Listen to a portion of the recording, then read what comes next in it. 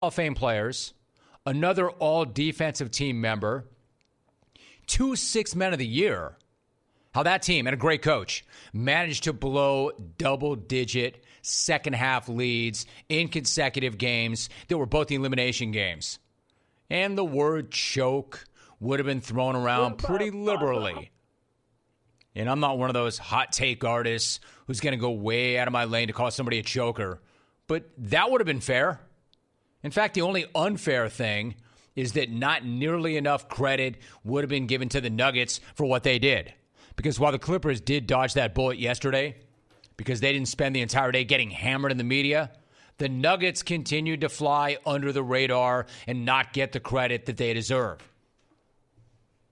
This is as much about them as it is the Clippers, even though the narrative is mostly about the Clippers. The Nuggets are 5-0 in elimination games this year alone. I mean, the phrase tough as hell does not begin to do them justice. They're built for it. Built for moments like this, as their president of basketball operations, Tim Connolly, told me on this show yesterday. I think that not letting go of the rope has stuck with us. Over the last several years, we've never felt like we're out of it. We're never a team that seems to be overwhelmed by the moment. I also think we're a team that generally has fun. For sure, Nikola, when he's having fun, he's a way better player. So I think it's kind of a liberating way to play the game. Hey, there's pressure, but it's not life or death. Let's go out there and hoop. It's a game, let's not forget it's a game and see what happens. This guy gets it, and so does his team and his coach. Like, they showed up in Florida a couple of months back, and they had 8 healthy players. 8 due to injuries and COVID. And now they're a single game away from the conference finals. And not only are they built for this and the pressure of the moment, they are having fun. They're having a hell of a lot of fun doing it. How could you not? Have you seen some of the shots that Joker is making?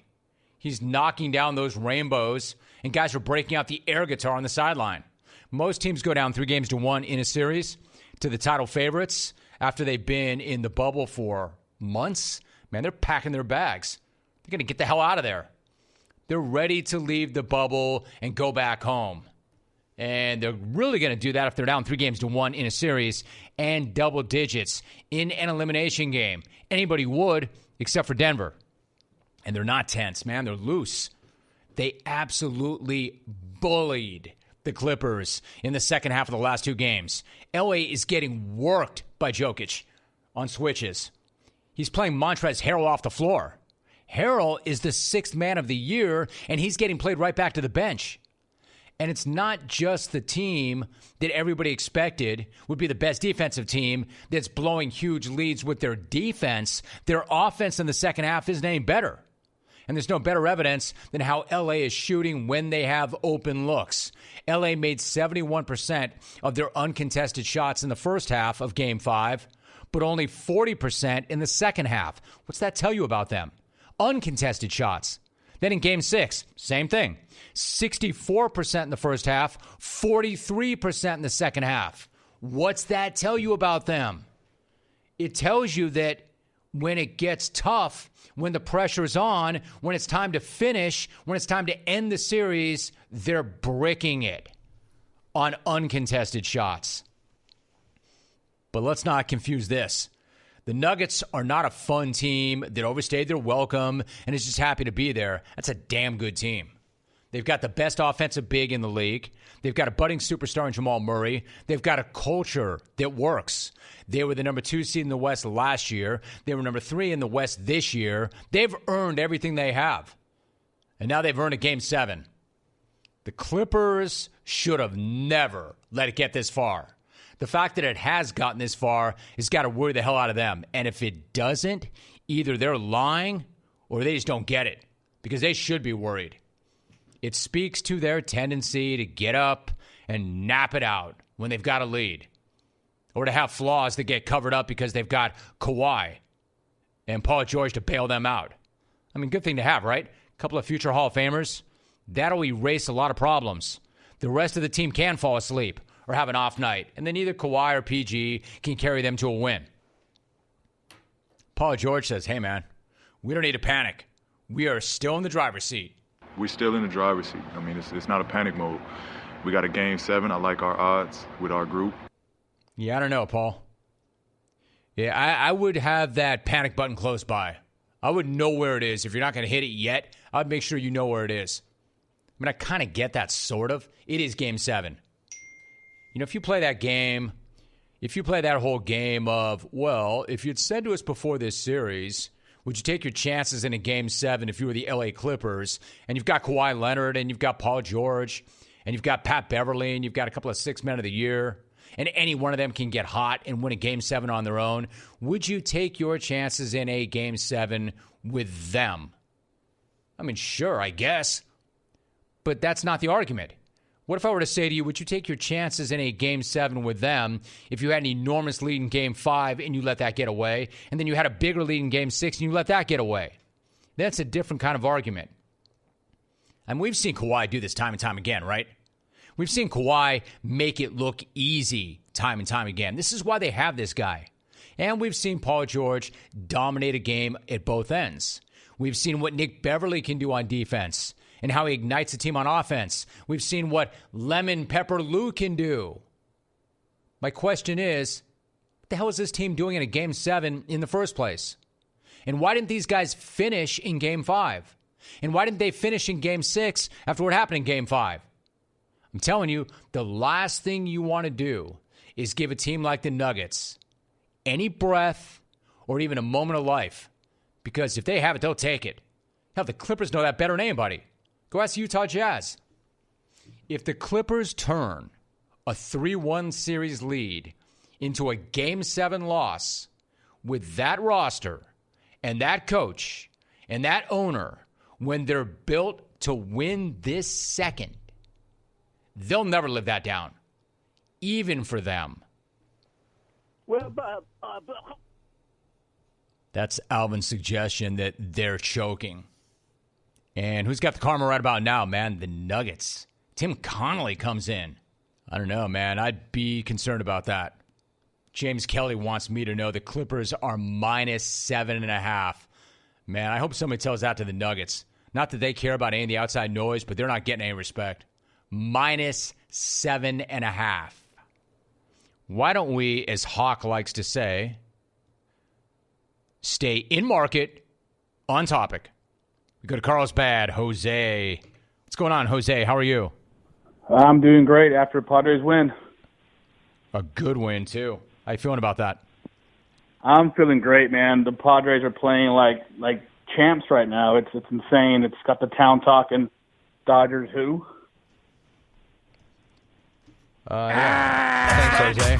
No. You don't like that call. I don't like that call. Not a very good call. Jose who? Not making light of it. It came up earlier in the program. So with that in mind, why don't we go to Houston, Texas? Jerome. Hey, Jerome. Vance Mack, Hall of Famer, glad to be in. Thank you again for the vine. I was going to start with the Nuggets, but I'll start with the soap. It is real. I'm in my close to mid-60s. I'm going to tell you what, Rome, what got us in the most trouble is lying. If we got caught in a lie, oh, my God. We had my dad on one side with his belt buckle, my mom on her side with a spatula, and they would say, open wide, and pile that dial soap, bar of soap, and they would say, chew until we tell you not to chew, and we would chew it, and they would say, finally, spit it out, and they say, okay, you're good, wash the rest out.